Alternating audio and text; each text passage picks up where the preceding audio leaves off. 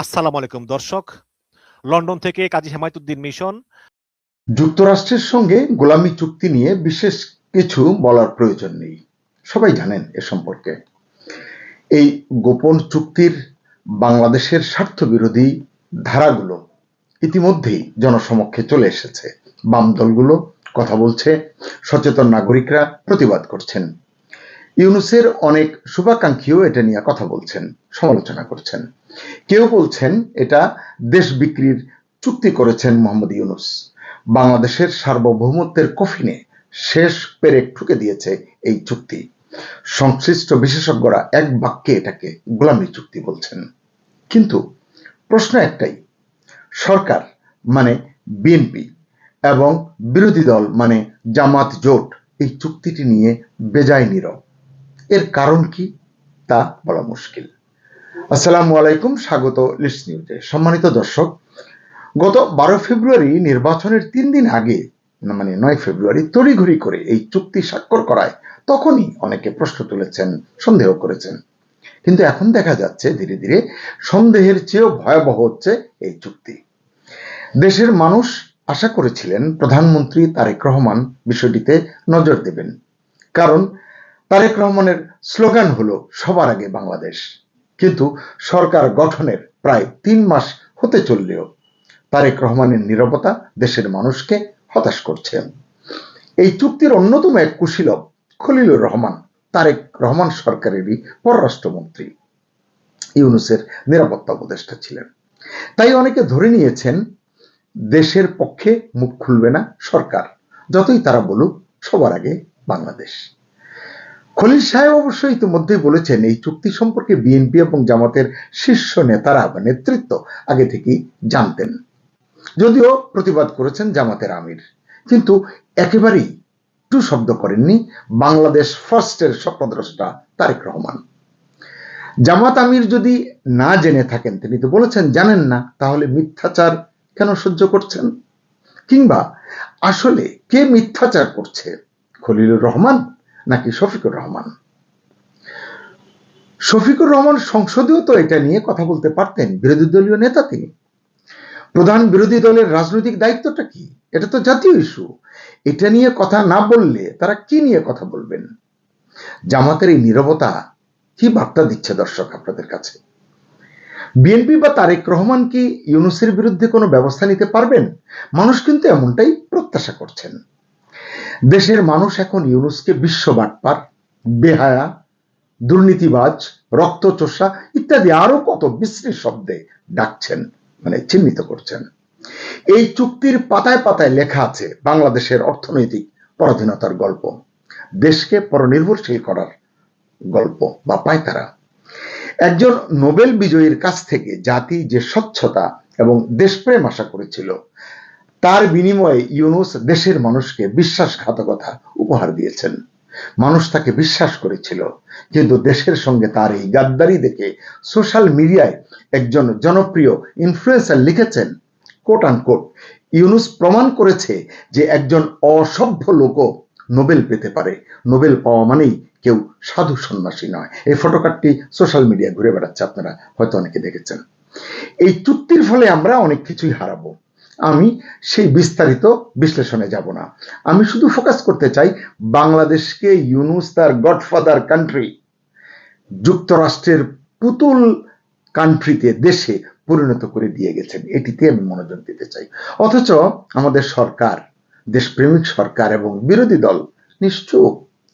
দিল্লি না ঢাকা স্লোগান দেওয়া নব্য রাজনীতিকরাও কোনো কথা কইছেন না।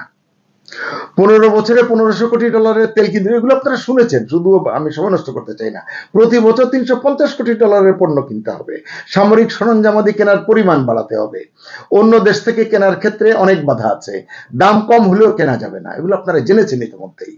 আমেরিকান কোনো পণ্যে কোটা আরোপ করা যাবে না, পণ্যের মান নিয়ে প্রশ্ন তোলা যাবে না, কিনতে গেলে বেশি শুল্ক দিতে হবে, অন্য কোনো দেশ থেকে কিছু কিনতে তাদের পারমিশন নিতে হবে। বাংলাদেশের 6710টি পণ্যের শুল্ক ছাড় দিতে হবে, দিয়ে বছরে 1327 কোটি টাকার রাজস্ব ক্ষতি মেনে নিতে হবে চুপচাপ। পোশাক শ্রমিকদের কর্মসংস্থান চরম ঝুঁকির মুখে। ওষুধ শিল্পের জন্য অশনি সংকেত এই চুক্তি। দরকার আছে কি নেই, সক্ষমতা আছে কি নেই, সেই ভাবনায় যাওয়ারই প্রয়োজন নাই। 45,000 কোটি টাকায় মানে এই টাকার বিনিময়ে আমেরিকা থেকে 14টা বোয়িং উড়োজাহাজ কেনার চুক্তি মাত্র গতকালকেই 30 এপ্রিল স্বাক্ষর করেছে বিএনপি সরকার। এটি নিয়ে বিরোধী দল কোনো কথা বলেনি। মাংস আমদানিতে বা পোল্ট্রি পণ্য আমদানিতে মুসলিম অধ্যুষিত বাংলাদেশে মানতে হবে মার্কিন তরিকা। হারাম হালাল যাচাইয়ের সুযোগ কিন্তু থাকছে না। বাংলাদেশকে ইউএসডিএ অর্থাৎ United states department of agriculture এবং FSIS food safety and inspection service এদের সার্টিফিকেট এবং পরিদর্শনকে স্বীকৃতি দিতে হবে। হালাল সার্টিফিকেশনের প্রয়োজন হলে মার্কিন হালাল সার্টিফায়ার যারা আছে, মানে যারা মার্কিন মানদণ্ড পূরণ করে, তাদের সার্টিফিকেট গ্রহণ করতে হবে। বাংলাদেশের ইসলামিক ফাউন্ডেশন বা BSTI এর অতিরিক্ত কোনো শর্ত এখানে আরোপ করা চলবে না। তাহলে এই যে যদি এগুলো না করা যায়, তাহলে খাদ্য নিরাপত্তা বাংলাদেশের মানুষের জন্য এবং ধর্মীয় অনুশাসন প্রায় 90%-এরও বেশি, 92% মুসলিম সংখ্যাগরিষ্ঠের দেশ এটাই, সেই ধর্মীয় অনুশাসনের কি হবে? হুজুররা কিছু বলবেন না এই বিষয়ে? নিষিদ্ধ শূকরের মাংস আমদানির চুক্তি করে গেছেন নোবেল জয়ী ইউনূস। এটা মুসলিম অধ্যুষিত দেশের সাধারণ মানুষের সঙ্গে এক ধরনের প্রতারণা বলছে বিভিন্ন সংগঠন এবং রাজনৈতিক দল। কিন্তু ক্ষমতাধর রাজনীতিকরা চুপ, মানে যারা ক্ষমতায় আছে, যারা বিরোধী দলে আছে, টুপি দাড়ি পাগড়ি জুব্বা এসব পরে যেসব মোল্লারা আছেন, হুজুররা আছেন, তারা চুপ। কারণ কি জানি না। ইতিমধ্যেই রূপপুর নিয়ে আমরা কত আশার বাতি জ্বালাচ্ছি, কিন্তু আপনারা নিশ্চয়ই জেনেছেন বাংলাদেশের কোন সরকার ভবিষ্যতে যদি আরেকটি বা দুটি পারমাণবিক বিদ্যুৎ কেন্দ্র নির্মাণ করতে চায়, পারবে না। কারণ ইউনূসের দেশ বেচা চুক্তি, দেশ বিক্রির চুক্তি, গোলামির চুক্তি সেখানে বাধা হয়ে দাঁড়াবে। একই আশঙ্কা রূপপুর প্রকল্পের জন্য, বিদ্যমান প্রকল্পের জন্য যদি জ্বালানি হিসেবে ফ্রেশ ইউরেনিয়াম সংগ্রহ করতে হয়, কিনতে হয়, সেখানেও কেনা যাবে না যাত্রার কাছ থেকে। বাধ্য হয়ে যদি পশ্চিমা দেশগুলোর কাছ থেকে বা তাদের কাছ থেকে কিনতে হয়, নিউক্লিয়ার প্ল্যান্টের প্রযুক্তি এবং জ্বালানি ক্রয় করতে হয়, অনেক বেশি দামে কিনতে হবে, যার এফেক্ট, যার অভিঘাত পড়বে আপনার উপরে, আমার উপরে, বিদ্যুতের দাম বেড়ে যাবে। আরো অনেক সংকট আছে, আলোচনা লম্বা করতে চাই না। বিএনপি সরকার কি চাইলে যুক্তরাষ্ট্রের সঙ্গে হওয়া এই চুক্তি বাতিল করতে পারে? ইতিমধ্যেই চুক্তি বাতিলের দাবি উঠেছে। বিবিসি বাংলার এক প্রতিবেদনে দেখলাম সরকারের সংশ্লিষ্ট সূত্রগুলো ধারণা দিয়েছে বিএনপি সরকার চুক্তিটি বাতিল করবে না। সরকারের একটি সূত্রের বরাতে বিবিসি বাংলা তাদের প্রতিবেদনে লিখেছে, প্রায় 2 দশক পর ক্ষমতায় আসা বিএনপি সরকার চুক্তিটির বিপক্ষে অবস্থান নিয়ে যুক্তরাষ্ট্রের সঙ্গে সম্পর্কের টানাপোড়েন তৈরি করবে কেন? তৈরি করতে চায় না, তাদেরকে খেপাতে চায় না।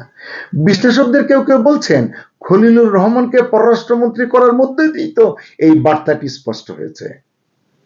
তবে বিশেষজ্ঞরা বলছেন সরকার চাইলে চুক্তির বিষয়ে কিন্তু তারা অবস্থান নিতে পারে। অথচ এই যে চারিদিকে চুক্তি নিয়ে এত বিতর্ক চলছে, প্রশ্ন উঠছে, বিএনপি সরকার কিন্তু নীরব, বিএনপি নেতারাও নীরব, দেশপ্রেমিক জাতীয়তাবাদী নেতারা কিন্তু নীরব।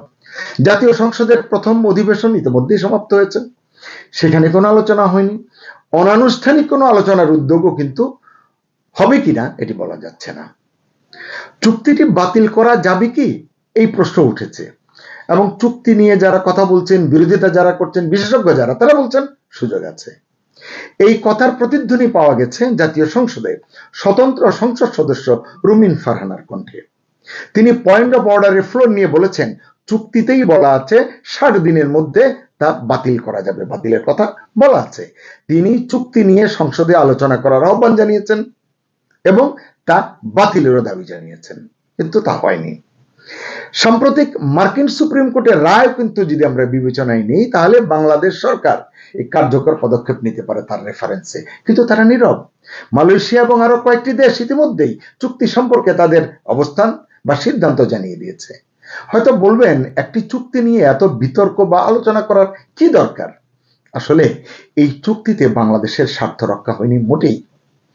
এটি যুক্তরাষ্ট্রের স্বার্থে একপক্ষীয় এবং অসম চুক্তি। যুক্তরাষ্ট্রের স্বার্থকে অগ্রাধিকার দিতে গিয়ে চুক্তিতে এমন সব শর্ত রাখা হয়েছে যা বাংলাদেশের স্বাধীন সার্বভৌম সিদ্ধান্ত গ্রহণকে বাধাগ্রস্ত করবে। এই চুক্তি বহাল থাকলে অধিকাংশ দেশ বা উন্নয়ন অংশীদাররা বাংলাদেশের সঙ্গে দ্বিপক্ষীয় বাণিজ্যিক চুক্তি করতে চাইবে না। তাদের কাছে এটি রেফারেন্স।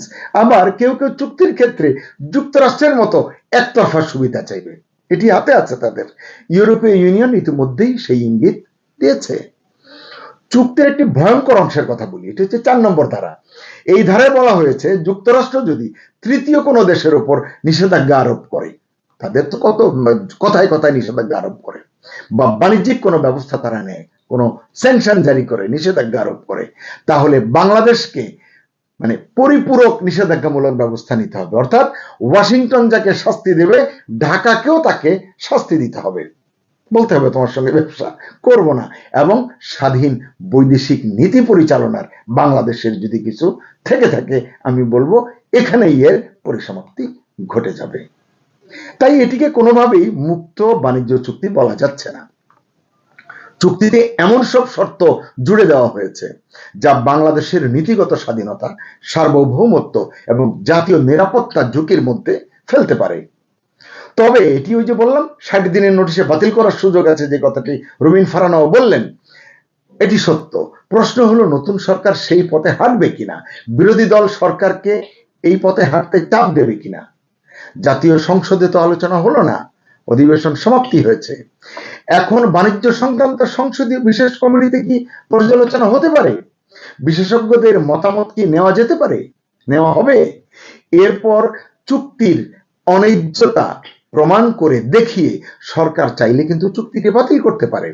এমন অসম একটি চুক্তি চাপিয়ে দেওয়ার জন্য জনগণ এখন ইউনূসেরও বিচার দাবি করছে। আপনারা বিভিন্ন মাধ্যমে এটি দেখতে পাবেন। কিন্তু প্রশ্ন হচ্ছে সরকার তা করবে কিনা? আপনি কি মনে করেন? আপনার মতামত আমাদের লিখে জানাবেন। সুপ্রিয় দর্শক, সাজ্জাদ কাদিরের প্রীতি নিন, শুভেচ্ছা নিন। এই মুহূর্তে আপনাদের সামনে কথা বলতে এসেছি মার্কিন যুক্তরাষ্ট্র ও বিএনপি সরকারের গোপন সমীকরণ। এই প্রসঙ্গটা নিয়ে কথা বলবো। প্রসঙ্গটা নিয়ে কথা বলবার সোর্স বা সূত্র যদি বলি, উত্তর পূর্ব ভারতের গণমাধ্যম north east news. North east নিউজে গতকাল বাংলাদেশের সিনিয়র সাংবাদিক এনায়েত কবির একটি স্টোরি করেছেন।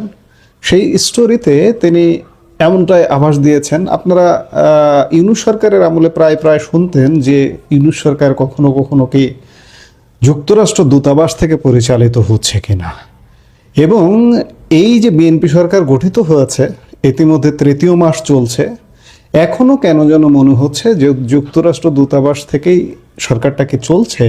বিএনপি সরকারের সাথে কি একটা গোপন সমীকরণ, গোপন আতাত চলছে। আমরা নর্থ ইস্ট নিউজের শিরোনামটা যদি দেখি, শিরোনামটা এভাবেই করেছে যে when diplomacy blurs into undue pressure, US envoy Brent Christensen shadow over Bangladesh nationalist party government.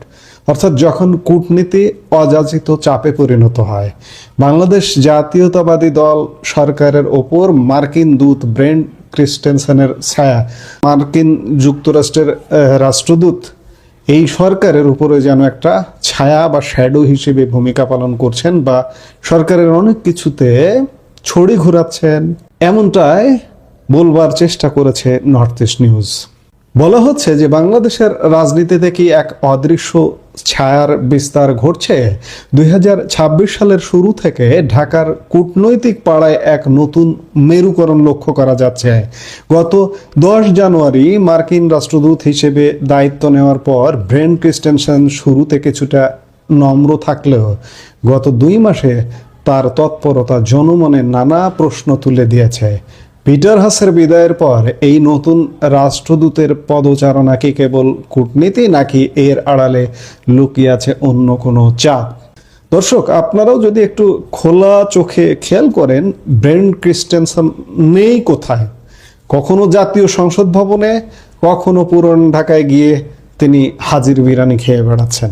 অর্থাৎ জলে স্থলে অন্তরিক্ষে যেন ব্রেন্ট ক্রিস্টেনসন আছেন। অবস্থাটা কিন্তু এমনই। গত কয়েক মাসে ক্রিস্টেনসনকে সচিবালয়ে প্রায় দেখা গেছে। তিনি প্রধানমন্ত্রী তারেক রহমান থেকে শুরু করে প্রায় 2 ডজন মন্ত্রী ও উপদেষ্টার সঙ্গে এরই মধ্যে বৈঠক করেছেন। কতদিন হয়েছে? মাত্র 2.5 মাস এই সরকার গঠিত হওয়া। এই 2.5 মাসের মধ্যে 2 ডজন মন্ত্রী উপদেষ্টার সঙ্গে বৈঠক করেছেন। ভাবতে পারছেন? বিস্ময়কর ব্যাপার হলো তিনি প্রায় ইচ্ছে মতো মন্ত্রণালয়ের অফিসগুলোতে যাতায়াত করছেন। শুধু রাজনৈতিক নেতৃত্বই নয়, তিনি নিয়মিত বৈঠক করছেন সেনাবাহিনী প্রধান জেনারেল ওয়াকারুজ্জামান, নৌবাহিনী প্রধান অ্যাডমিরাল মোহাম্মদ নাজমুল হাসান এবং বিমান বাহিনী প্রধান air chief marshal Hasan Mahmud খানের সাথে। প্রশ্ন উঠছে, একজন রাষ্ট্রদূতের সামরিক উচ্চপদস্থ কর্মকর্তাদের সাথে এই ঘন ঘন বৈঠকে কেবলই সৌজন্যমূলক? অভিযোগ উঠছে মার্কিন যুক্তরাষ্ট্র বাংলাদেশের স্বনির্ভর অর্থনীতি ভেঙে দিয়ে একটি ঋণ নির্ভর অর্থনীতি চাপিয়ে দিতে চাইছে।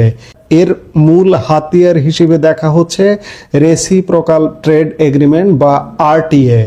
9 ফেব্রুয়ারি 2026-এ ডক্টর মোহাম্মদ ইউনূসের অসাংবিধানিক সরকারের সময় এই চুক্তি স্বাক্ষরিত হয়, যা এখন বিএনপি সরকার কার্যকর করছে।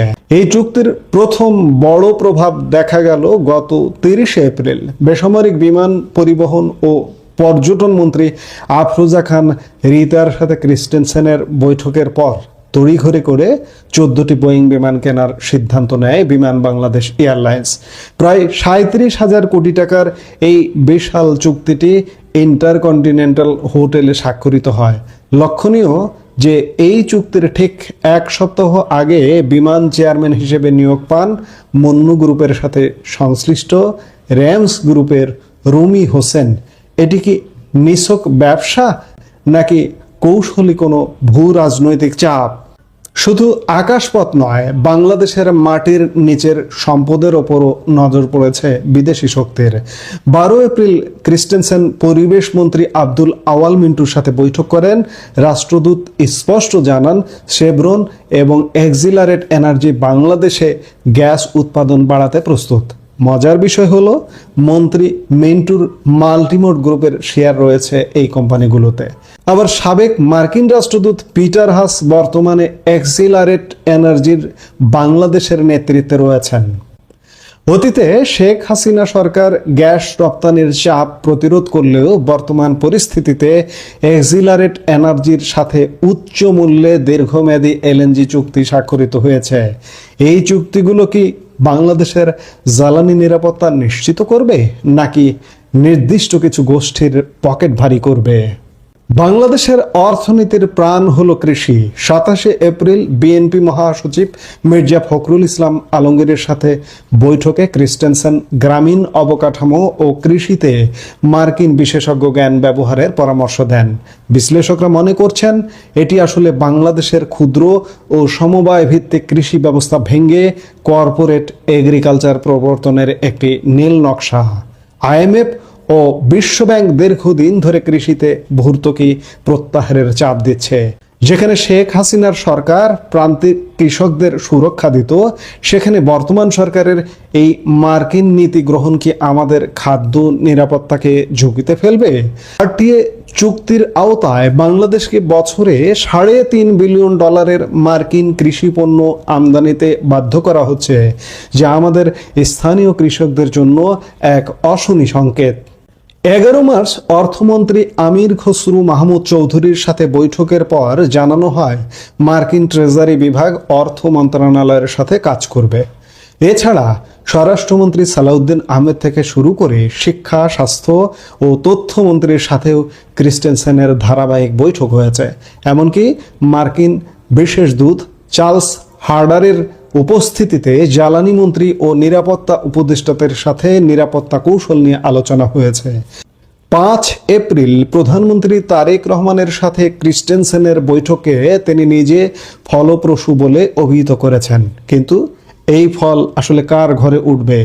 বাংলাদেশের জনগণের নাকি বিদেশি শক্তির? কূটনৈতিক শিষ্টাচার ছাড়িয়ে যখন চাপ সৃষ্টি করা হয় তখন তাকে আর সাধারণ বন্ধুত্ব বলা যায় না। আরটিএ চুক্তি এবং বোয়িং ডিলের মাধ্যমে বাংলাদেশ এমন এক কোণঠাসা অবস্থায় পড়েছে যেখান থেকে বেরিয়ে আসা কঠিন। তারেক রহমানের নেতৃত্বাধীন বিএনপি সরকার আপাত দৃষ্টিতে বিচলিত না হলেও নিজেদের অজান্তেই কি তারা বিদেশি শক্তির জালে জড়িয়ে যাচ্ছে। বাংলাদেশের সার্বভৌমত্ব আর অর্থনৈতিক স্বাধীনতা রক্ষা করায় এখন সবচেয়ে বড় চ্যালেঞ্জ এবং একই সাথে এটি বিশাল এক উদ্বেগের বিষয়। আমরা জানি না যে বিএনপি সরকার এই যে মার্কিন গ্রাস থেকে কিভাবে রক্ষা করবে, নাকি জেনে বুঝেই তাদের ফাঁদে পা দিচ্ছে, এটি একটি বড় প্রশ্ন। সব কিছু মিলে আসলে পরিস্থিতি মোটেই সুখকর নয়। ইউনূস সরকারের সময় আমরা যেটি শুনতাম যে মার্কিন দূতাবাস থেকে ইউনূস সরকার পরিচালিত হচ্ছে, এখনও সেটি পরিলক্ষিত হচ্ছে। মাত্র 2.5 মাস 2 ডজন মন্ত্রী উপদেষ্টার সাথে ব্রেন ক্রিস্টেনসেন বৈঠক করেছেন। কেন বৈঠক? নির্দেশনা দেওয়া, উপদেশ দেওয়া যে এইভাবে চলতে হবে, এইভাবে করতে হবে। এখন অবস্থাটা কিন্তু সেরকমই। এর শেষ কোথায় আমাদের জানা নেই। আর শেষ একটা কথা বলার আছে যে একটি দেশের যদি জনগণ সচেতন হয়, জনগণ যদি জেগে ওঠে, তাহলে সাম্রাজ্যবাদী শক্তি কিন্তু সেখানে হালে পানি পায় না। আমি বারবার এটা বলি যে জনগণের শক্তি হচ্ছে শ্রেষ্ঠতম শক্তি। এ কারণে এই যে সাম্রাজ্যবাদী শক্তির থাবা থেকে আমাদের বাঁচতে হলে আমাদের সচেতন হতে হবে, কথা বলতে হবে, প্রতিবাদ করতে হবে। প্রয়োজনে অরাজনৈতিকভাবে, কোনো রাজনৈতিক দল যদি নাও থাকে পাশে, অরাজনৈতিকভাবে রাস্তায় নেমে যেতে হবে। এছাড়া উপায় নেই। সাম্রাজ্যবাদী শক্তির হাত থেকে রক্ষা পেতেই হবে, পাওয়ার চেষ্টা করতে হবে আমাদের। আমরা প্রত্যাশা করি যে আমাদের জনগণ জাগবে, সচেতন হবে। এই মুহূর্তের ভিডিও থেকে বিদায় নিতে চাইছি। দেখা হবে পরবর্তী ভিডিওতে। সবাই ভালো থাকুন, সুস্থ থাকুন।